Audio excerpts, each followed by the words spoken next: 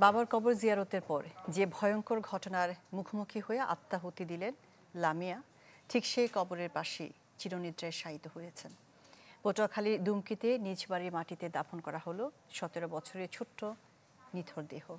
জুলাই আন্দোলনের স্বামী আর এখন বুকের মানিককে হারিয়ে শোকে নির্বাক মা।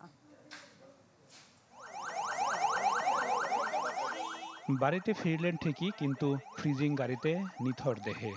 লামিয়ার এমন অকাল মৃত্যুতে কান্নায় ভেঙে পড়েন কাছের মানুষগুলো। তাকে শেষবারের মতো দেখতে পটুয়াখালীর নলদুয়ানি গ্রামে ভিড় করেন আত্মীয় স্বজন আর এলাকাবাসী।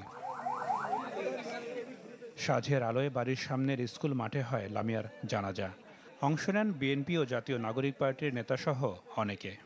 এরপর বাবার কবরের পাশে দাফন করা হয় 17 বছরের এই কিশোরীকে। আমরা এই বাংলাদেশে আমাদের বোন আসিয়া লামিয়ার মতো আর কোনো বোনকে হারাতে চাই না।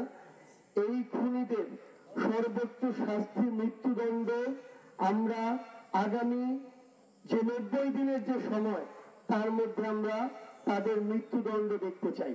সাধারণ নিরীহ গরিব মানুষ যাতে কোনোভাবেই আজকে লাঞ্ছিত হতে না পারে, নিরাপত্তাহীনতার মধ্যে ঢুকতে না পারে, সেইটাই তো আমাদেরকে দেখা উচিত 5ই আগস্টের পর।